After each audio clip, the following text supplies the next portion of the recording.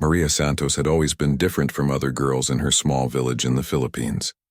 While her friends played with dolls and learned to cook, Maria spent her time climbing trees and practicing moves she saw in martial arts movies. Her father, a former soldier, noticed her unusual strength and agility when she was just 8 years old. He would watch in amazement as she lifted heavy water buckets that grown women struggled with. The village of San Rafael was peaceful, surrounded by rice fields and mountains. Most families lived simple lives, farming and fishing. Maria's family was no different, except for the stories her father told about his time in the military. He had served as a special forces operative and often spoke about the importance of being prepared for anything. These stories fascinated Maria, and she would beg him to teach her the fighting techniques he had learned. Her father was reluctant at first.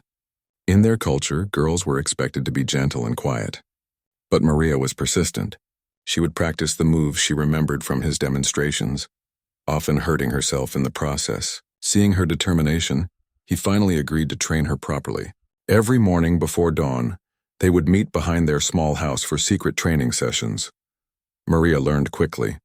Her father taught her basic self-defense, but she absorbed everything like a sponge. She learned how to break free from grabs, how to use an attacker's weight against them, and most importantly, how to stay calm under pressure. Her father emphasized that real strength came not from muscles alone, but from the mind and spirit working together. As Maria grew into her teenage years, her abilities became more apparent.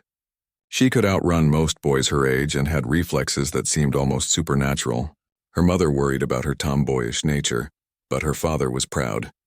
He knew that in a world where women often faced danger, his daughter would be able to protect herself. The peaceful life in San Rafael was shattered when Maria was 17.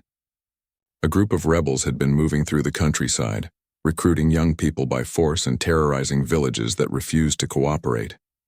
The government responded by sending military units to patrol the area, but this only made things worse. Both sides viewed the villagers with suspicion. One evening, Maria was returning from the market when she noticed military vehicles entering the village. The soldiers looked tense and aggressive.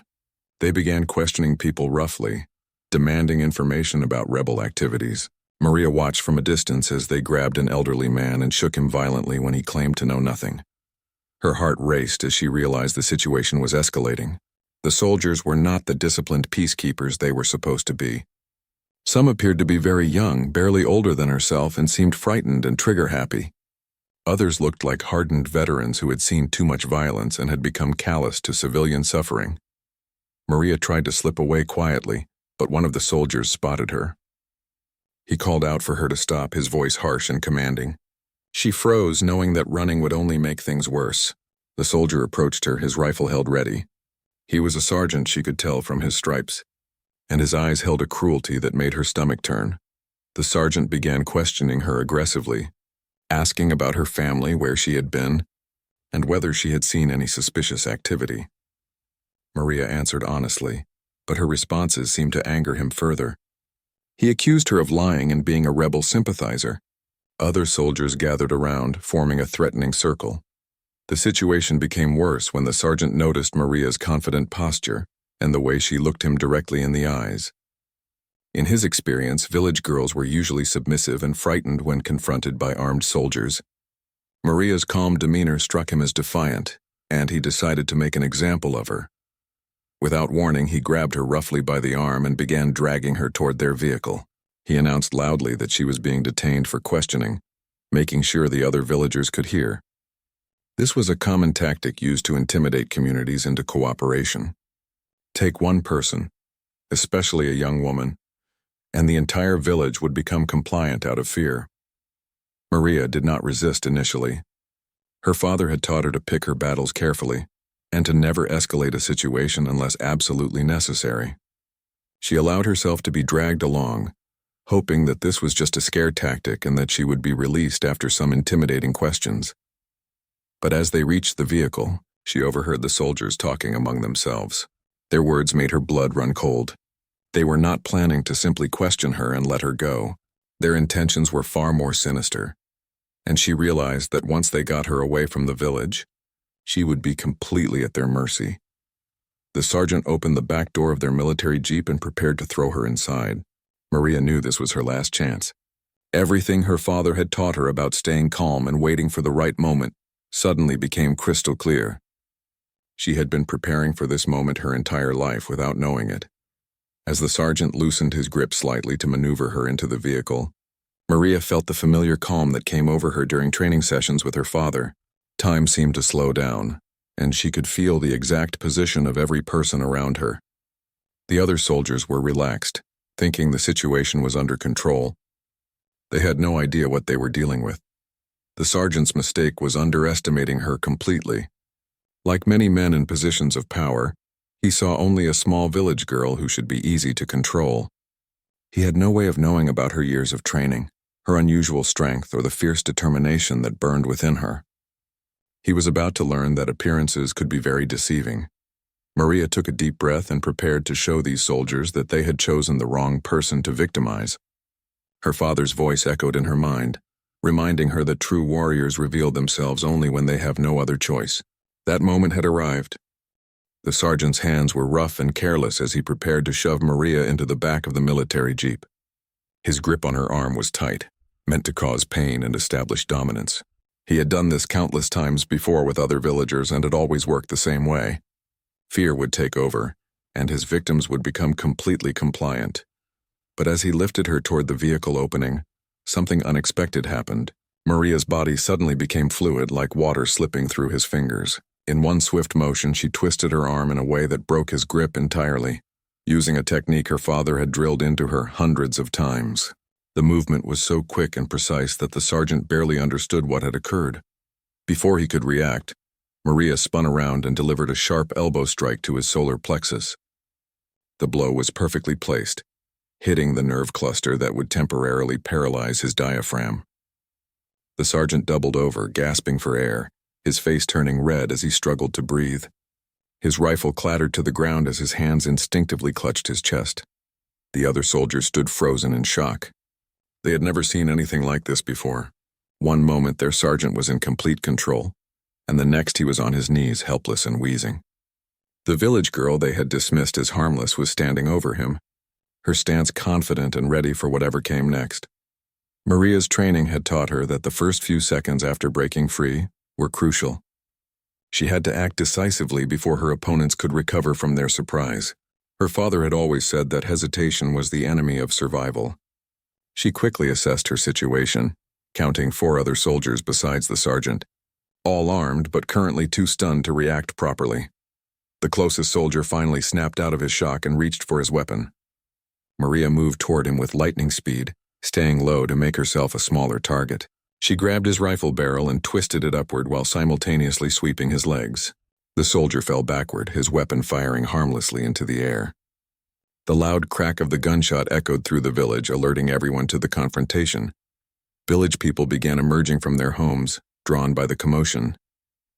They watched in amazement as this young woman fought off armed soldiers with nothing but her bare hands. Many had known Maria since she was a child, but they had never imagined she possessed such incredible fighting abilities. Some villagers began shouting encouragement, while others feared that this would bring terrible retribution upon their community. A third soldier tried to circle around behind Maria, thinking he could catch her off guard. But her father had taught her to always be aware of her surroundings, to sense threats from all directions. Without even looking, she sensed his approach and spun around with a devastating kick that caught him in the ribs. The impact sent him flying into the side of the jeep with such force that he dented the metal panel. The sergeant was beginning to recover his breath, rage replacing his initial shock. He had been humiliated in front of his men and the villagers. His reputation and authority were being destroyed by a teenage girl. He pulled out his sidearm, his hands shaking with anger and embarrassment. This had gone far beyond a simple detention. Now it was personal. Maria saw the pistol and knew the situation had escalated to life or death. Her father had warned her about this moment during their training sessions. When opponents realized they could not defeat you with strength or skill, they would resort to deadly weapons. This was when true survival instincts had to take over. She feinted to the left, causing the sergeant to adjust his aim in that direction. Then she quickly rolled to the right, using the jeep as cover. The sergeant fired twice, the bullet striking the vehicle's metal body with loud pings. Maria used the sound of the gunshots to mask her movement as she circled around the vehicle's rear. The remaining soldiers were finally beginning to coordinate their response. They spread out to surround her position, their training finally overcoming their initial shock. These were not raw recruits, and they quickly realized they were dealing with someone who had been professionally trained in combat techniques. Their casual brutality was being met with disciplined resistance. Maria knew she could not fight all of them indefinitely, especially now that they were taking her seriously as a threat. Her advantage had been surprise, but that was quickly disappearing. She needed to change the dynamics of the situation before they could organize an effective response against her. From behind the jeep, she called out to the growing crowd of villagers who were watching the confrontation. Her voice was clear and strong, carrying the authority that came from her successful resistance. She told them in their local dialect that these soldiers were not here to protect anyone. They were predators who had come to terrorize innocent people. Her words had an immediate effect on the crowd. Murmurs of anger began spreading through the gathered villagers. They had been afraid before, intimidated by the soldiers' weapons and authority. But seeing Maria successfully fight back had awakened something in them. If a young woman could stand up to these men, perhaps they did not have to live in fear.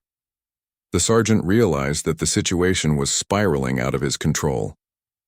What had started as a routine intimidation operation was turning into a potential uprising. The villagers were no longer cowering in fear. Instead, they were beginning to look angry and defiant. Some of the men were picking up tools and farming implements, clearly considering joining the fight. Maria understood that she had created an opportunity, but she also knew the dangers that came with it. If this turned into a full confrontation between the villagers and the military unit, many innocent people could be hurt or killed. The soldiers had superior weapons and training, despite her individual success against them. She made a quick decision that would determine the outcome of this entire confrontation. Instead of continuing to hide behind the jeep, she stepped out into the open where everyone could see her clearly. The move was incredibly bold and dangerous, but it was also psychologically powerful. She was showing everyone, including the soldiers, that she was not afraid. The sergeant leveled his pistol at her again, but his hands were still shaking. The confidence that had defined his earlier actions was completely gone.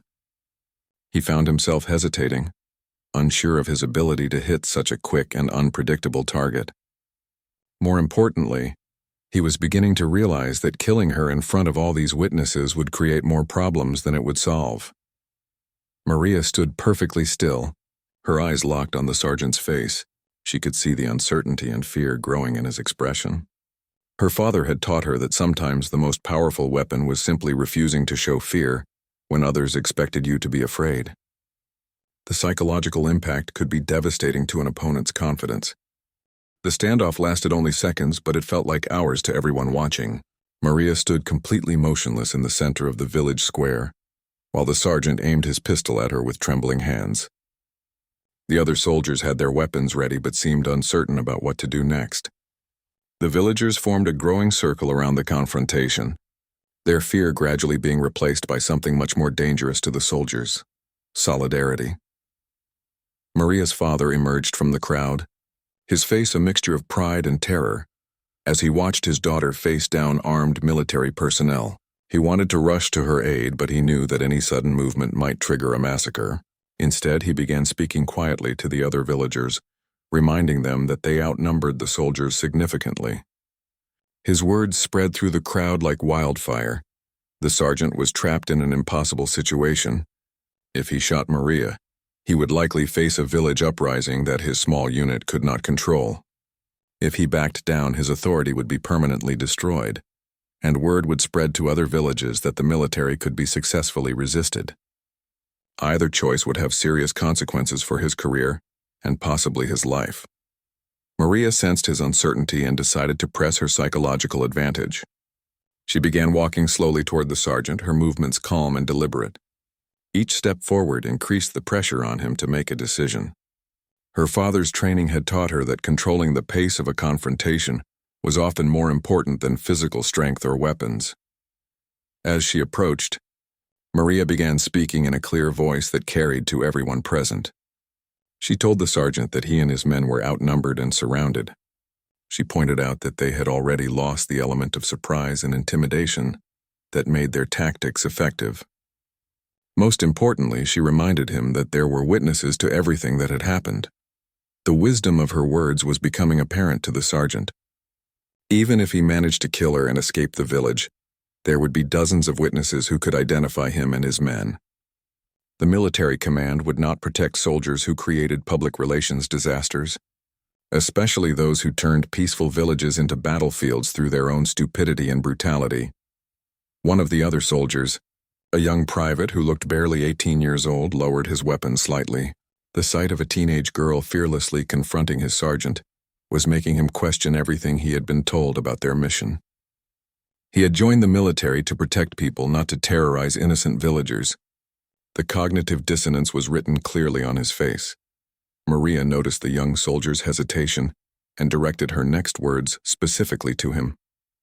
She asked him in a gentle voice whether this was what he had imagined when he decided to serve his country. Did he think he would be pointing guns at unarmed civilians and threatening young women? Her questions hit their target with devastating accuracy. The private's face flushed with shame, and he took a step backward. His action had a ripple effect on the other soldiers, who began to look uncomfortable with their positions. The sergeant could see his men's resolve crumbling and knew he had to act quickly to maintain any semblance of control over the situation. He made the decision to retreat, but he needed to do it in a way that preserved some dignity and authority. Keeping his pistol aimed at Maria, he began backing toward the jeep while ordering his men to withdraw. He announced loudly that they were leaving because they had more important matters to attend to, not because they were being driven away by villagers. But Maria was not finished with him.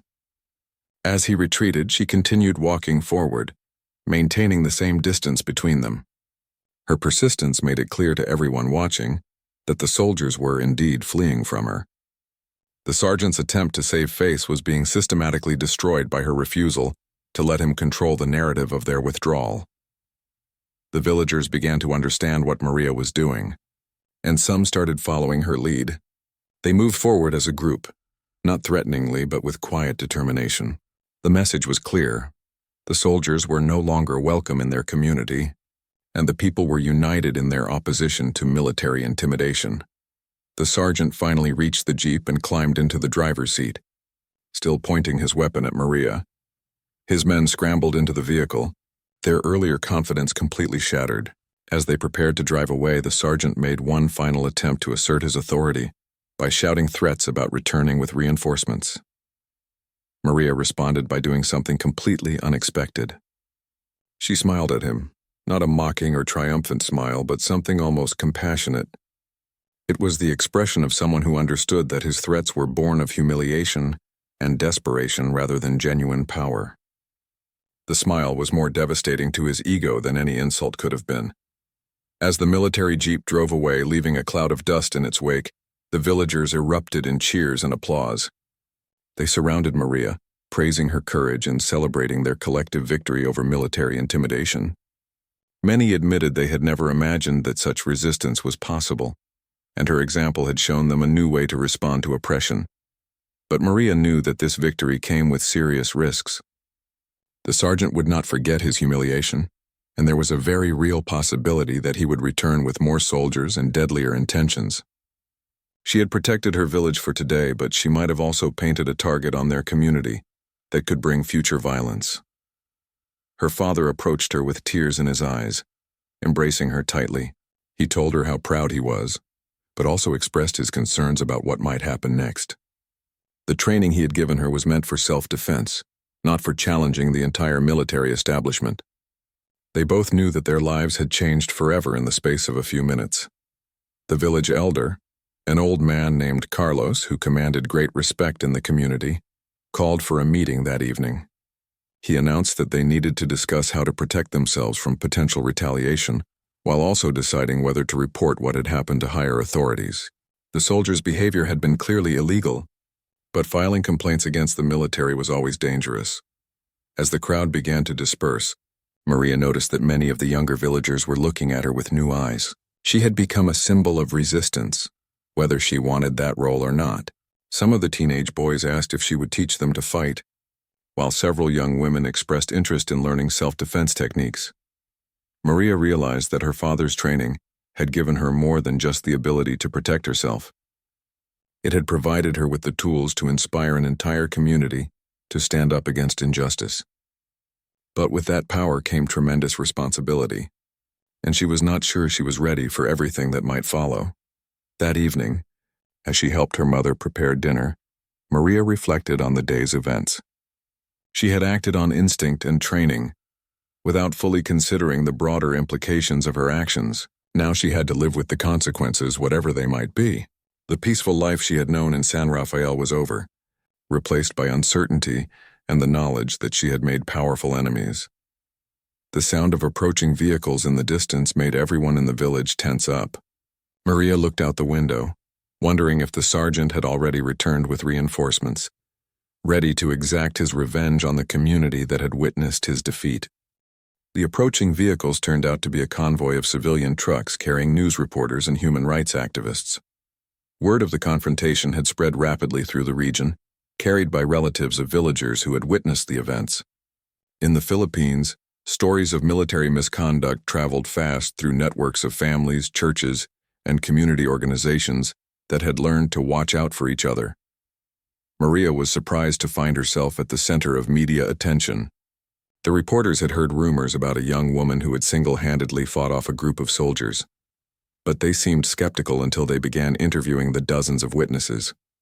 Every villager told the same story, describing in detail how Maria had broken free from the sergeant's grasp and fought back against impossible odds. The lead reporter, a woman named Elena Reyes who worked for a major Manila newspaper, was particularly interested in Maria's background. She wanted to understand how a village girl had acquired such impressive fighting skills. When she learned about Maria's father's military service and his training regimen, she began to see a larger story about how ordinary citizens were preparing to defend themselves against military abuse. Elena's questions made Maria uncomfortable. She had never wanted to be famous or to become a political symbol. All she had done was defend herself when threatened, using skills her father had taught her for exactly that purpose. But the reporter explained that her story had the potential to inspire other communities and possibly even lead to reforms in military conduct.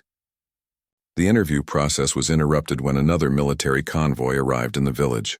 This time, however, the vehicles carried higher-ranking officers and what appeared to be military police. The villagers tensed up, expecting another confrontation. But the newcomer's behavior was completely different from the sergeant's unit. The commanding officer, a colonel named Martinez, immediately sought out the village elder and requested a formal meeting to discuss the earlier incident. His manner was respectful and professional, a stark contrast to the aggressive intimidation tactics used by the sergeant's unit. He made it clear that he was investigating reports of misconduct by his subordinates. Maria found herself being asked to provide a detailed account of what had happened. Colonel Martinez listened carefully to her description of events, occasionally asking for clarification but never challenging her credibility. His questions were those of someone conducting a genuine investigation, rather than trying to cover up wrongdoing. The colonel explained that the sergeant's unit had been operating without proper authorization in their area. They had been assigned to patrol a different region entirely, and their presence in San Rafael represented a serious breach of military protocol. More importantly, their treatment of civilians violated explicit orders about community relations. As the investigation continued, more disturbing facts emerged about the sergeant and his men. Colonel Martinez revealed that they had received similar complaints from other villages about the same unit. There had been reports of theft, assault, and other crimes committed under the guise of anti-insurgency operations. Maria's successful resistance had finally provided the evidence needed to take action against them. The presence of news media proved crucial in ensuring that the investigation remained transparent and honest. Elena Reyes and her colleagues documented every aspect of the military's response, making it impossible for the incident to be covered up or ignored. The story was already being picked up by national news outlets, putting pressure on military leadership to handle the situation properly. Maria learned that her actions had protected not just herself, but potentially many other innocent people who might have become victims of the sergeant's unit in the future. The colonel informed her that the sergeant and his men were being detained pending a formal court-martial. The charges would include assault, attempted kidnapping, and abuse of authority. However, the colonel also warned Maria and her family about potential risks. The sergeant had connections to other military units and might have friends who would seek revenge on his behalf. While the official military investigation was proceeding properly, there were unofficial networks within the armed forces that sometimes operated outside normal command structures. This warning prompted Maria's father to make a difficult decision. He had been contacted by former military colleagues who offered to help protect his family, but accepting their assistance would mean leaving San Rafael and going into hiding. The peaceful village life they had known was no longer safe for them. The choice was made even more complex by the attention Maria was receiving from various organizations. Human rights groups wanted her to become a spokesperson for their causes. Women's advocacy organizations saw her as a symbol of female empowerment. Even some political parties expressed interest in having her join their movements. Elena Reyes explained to Maria that her story had resonated with people throughout the Philippines because it represented something many citizens desperately wanted: to believe that ordinary people could successfully stand up to abuse of power. In a country where military and police misconduct often went unpunished, her victory provided hope that resistance was possible. But Maria struggled with the expectations being placed on her. She had never sought to become a public figure or political activist. Her training with her father had been focused on personal protection, not on challenging institutional power structures. The idea of leaving her village and family to become some kind of crusader felt overwhelming and unwanted. The decision was ultimately made for her when intelligence sources informed Colonel Martinez that the sergeant's allies were planning to retaliate against Maria and her family. The threat was credible enough that the colonel recommended immediate relocation under military protection. Staying in San Rafael would put not only Maria's family at risk, but also the entire village. That night, Maria sat with her parents and discussed their options. Her father's military contacts could provide safe passage to Manila, where they would be under the protection of reform-minded officers who supported accountability and civilian rights. From there, they could decide whether to maintain a low profile or allow Maria to take on a more public role. Her mother, who had always worried about her daughter's unconventional training and behavior, surprised everyone by supporting whatever choice Maria wanted to make. She said that watching her daughter stand up to armed soldiers had made her realize that sometimes being safe meant being strong enough to fight back when necessary. Maria made her decision based on what she had learned about the sergeant's other victims. If her story could help prevent other families from experiencing what hers had gone through, then she had a responsibility to tell it publicly. The training her father had given her was not just about physical techniques. It was about having the courage to do what was right even when it was dangerous. The next morning, Maria said goodbye to the village where she had grown up. Many of the residents gathered to see her off, expressing their gratitude for what she had done and their hopes for her future safety. Several young women asked her to remember them and to speak for all the women who could not defend themselves. As their vehicle drove away from San Rafael, Maria watched the familiar landscape disappear behind them. She was leaving behind the only life she had ever known, but she was also moving toward something new and uncertain. Her father squeezed her hand and reminded her that real warriors did not seek out battles, but they never retreated when the fight came to them. The road ahead would be challenging, but Maria felt ready to face whatever came next. The girl who had shattered a sergeant's grip with her bare hands was discovering that she possessed an even more powerful ability: the strength to inspire others to believe that they too could resist injustice and fight for their dignity. The safe house in Manila was a modest apartment in a middle-class neighborhood, far removed from the rice fields and mountains of San Rafael. Maria struggled to adjust to city life after growing up in a small village where everyone knew each other. The constant noise of traffic, the crowds of strangers, and the concrete buildings felt overwhelming. After the natural beauty of her rural home, Colonel Martinez had arranged for Maria and her family to stay in the apartment while the investigation and trial proceedings continued. The colonel visited regularly to update them on the case progress and to ensure their security. He explained that the sergeant and 3 of his men were facing serious charges, that could result in lengthy prison sentences if they were convicted.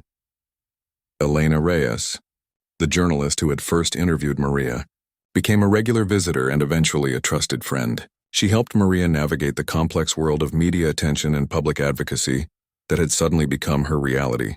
Elena taught her how to speak effectively to reporters and audiences, while also protecting her privacy and personal safety. The first major interview Maria gave was to a national television program that focused on social justice issues. She was nervous about appearing on camera, but Elena coached her on how to tell her story clearly and powerfully. The interview reached millions of viewers across the Philippines and neighboring countries, making Maria's name known throughout the region. The response to the television appearance was overwhelming.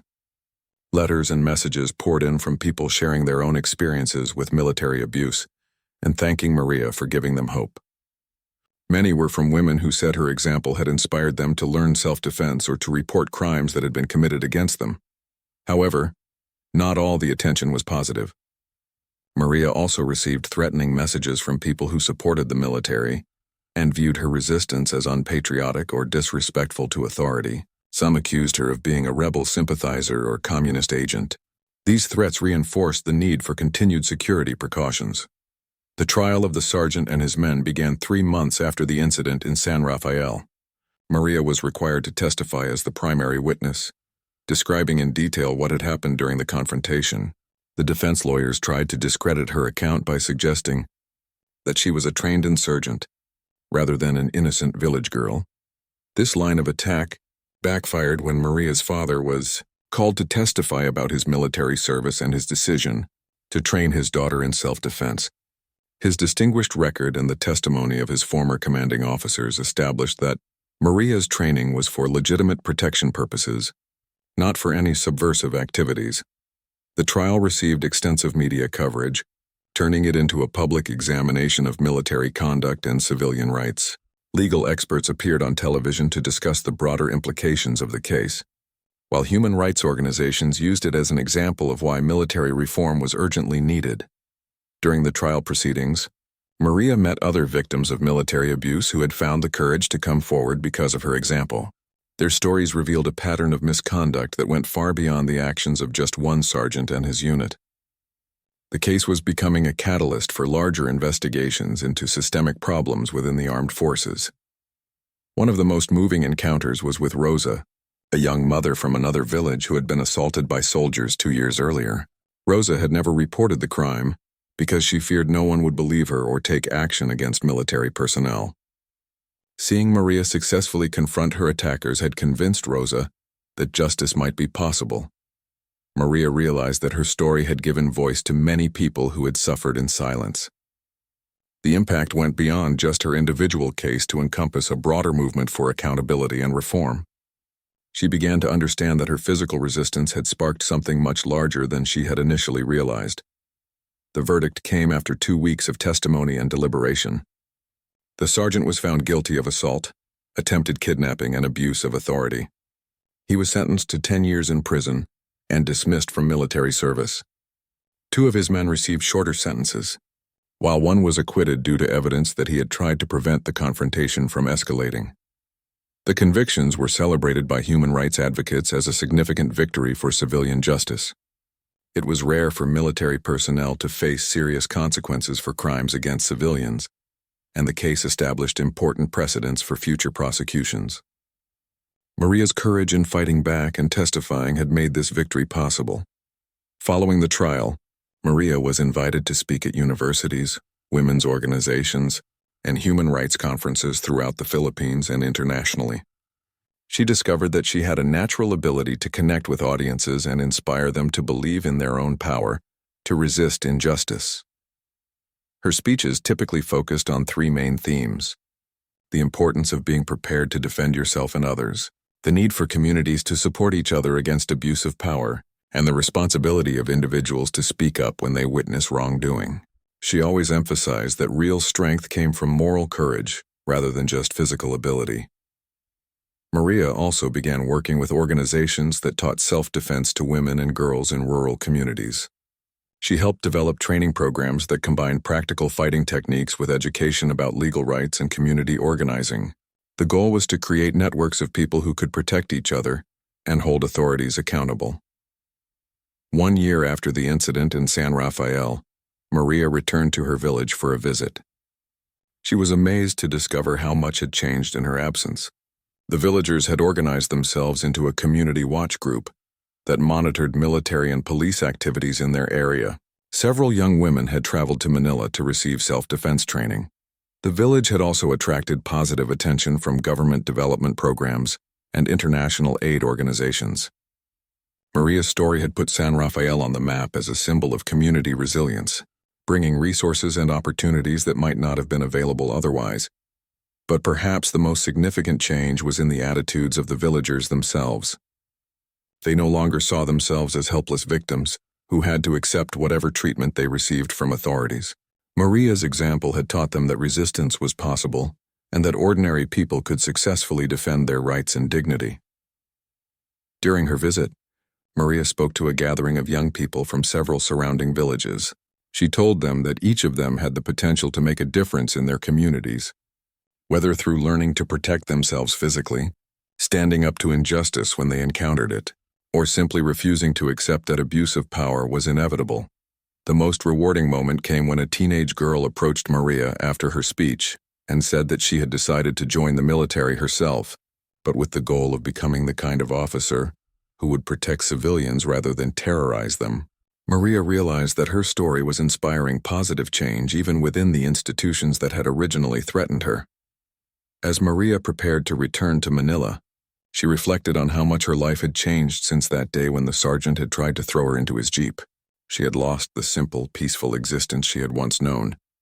But she had gained something perhaps more valuable, the knowledge that she could make a real difference in the world. Her father, who had accompanied her on the visit to San Rafael, told her that he was proud of what she had accomplished, but wanted her to remember that true warriors knew when to fight and when to seek peace. The battles she was fighting now were important, but she should not let them consume her entire life. 5 years had passed since the confrontation that changed Maria's life forever. She had established herself as one of the most respected advocates for civilian rights and military accountability in the Philippines. Her foundation, named Lakas ng Bayan, had people's strength, operated self-defense training centers in 12 provinces, and had helped prosecute dozens of cases involving abuse of power by security forces. The work was demanding and sometimes dangerous, but Maria had found her true calling. She had learned to balance her public advocacy with periods of quiet reflection and training, maintaining the physical and mental discipline her father had taught her. The shy village girl had evolved into a confident leader, while never losing her connection to her roots. On a warm Tuesday morning, Maria received a phone call that would test everything she had learned about forgiveness and justice. The voice on the other end belonged to Father Miguel, a priest who worked in the prison chaplaincy program. He was calling to inform her that Sergeant Ramirez, the man who had tried to kidnap her all those years ago, was dying of cancer and had requested to speak with her. The request surprised Maria deeply. She had not thought about Ramirez personally in years, though his actions continued to influence her work every day. According to Father Miguel, the former sergeant had been reflecting on his life and wanted to apologize for what he had done. He apparently understood that he was facing death and wanted to make peace with his past. Maria's first instinct was to refuse the meeting. Ramirez had caused tremendous pain not just to her, but to many other victims whose cases had come to light during the investigation following his conviction. She owed him nothing, and visiting him might be seen as somehow excusing or minimizing his crimes. But as she discussed the request with her father and Elena Reyes, Maria began to consider other perspectives. Her father pointed out that facing her former attacker might provide closure that she had never realized she needed. Elena suggested that the meeting could help her understand the mindset that led to such abuse, potentially making her advocacy work even more effective. After several days of consideration, Maria decided to visit Ramirez in the prison hospital. She made it clear to Father Miguel that this was not about forgiveness or reconciliation, but rather about closure and understanding. She would listen to what he had to say, but she made no promises about how she would respond. The prison hospital was a grim place, filled with the sick and dying who had spent their final years behind bars. Maria was accompanied by Elena and a security guard as she walked down the sterile corridors toward Ramirez's room. She felt surprisingly calm, drawing on the mental discipline that had served her well during countless difficult situations. Ramirez looked nothing like the threatening figure from her memories. Cancer had ravaged his body, leaving him thin and frail in his hospital bed. His eyes, which had once been filled with cruelty and arrogance, now held only sadness and regret. When he saw Maria enter the room, tears began rolling down his cheeks. He spoke in a weak voice, barely above a whisper, telling Maria that he had thought about that day in San Rafael every single day since his imprisonment. He said that watching her refuse to be intimidated had forced him to confront the reality of what he had become. Her resistance had been the beginning of his long, painful journey toward understanding the harm he had caused. Ramirez explained that he had grown up in poverty and had joined the military seeking respect and power that had been denied to him in civilian life.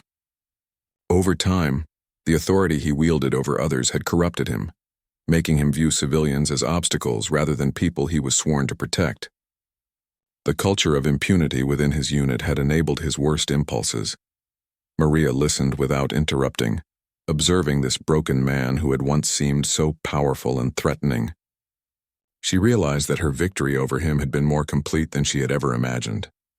Not only had she escaped his immediate threat and brought him to justice, but she had also forced him to confront the emptiness of the power he had abused. When Ramirez finished speaking, Maria was quiet for several minutes.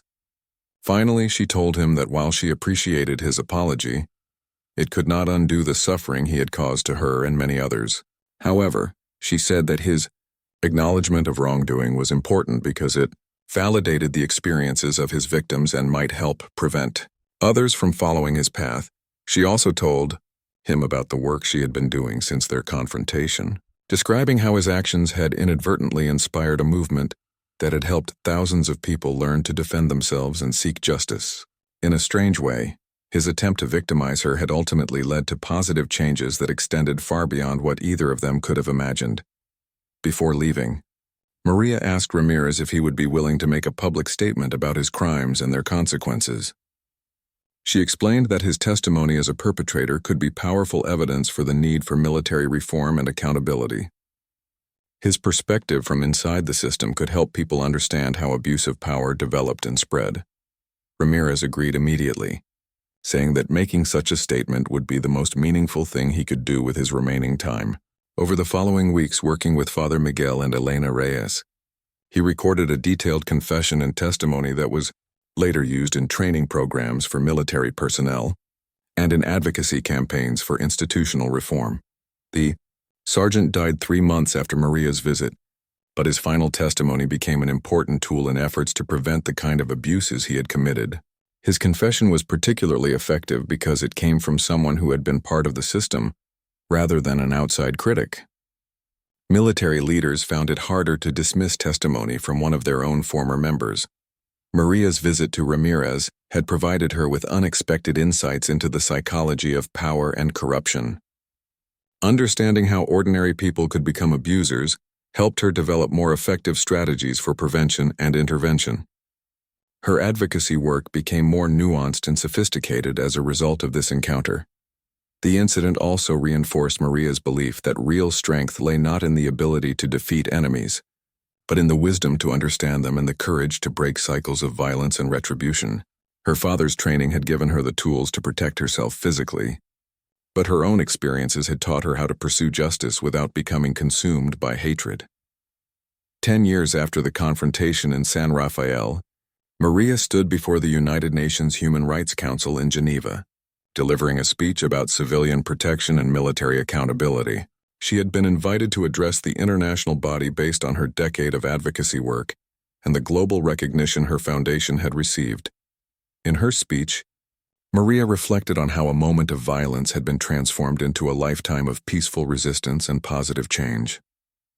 She spoke about the importance of empowering ordinary people to defend their rights and dignity, while also working to reform the institutions that were meant to protect rather than oppress them. As she concluded her remarks, Maria thought about the young girl she had been in San Rafael, climbing trees and practicing fighting moves behind her family's house. That girl could never have imagined addressing world leaders about human rights. But the seeds of this moment had been planted in those early training sessions with her father. The greatest victory was not that she had defeated a corrupt sergeant in physical combat, but that she had transformed that confrontation into a force for positive change that continued to grow and spread. The girl who had shattered a sergeant's grasp in moments had ultimately shattered much more. The assumption that ordinary people had to accept abuse from those in power, and the belief that individual acts of courage could not create lasting institutional change.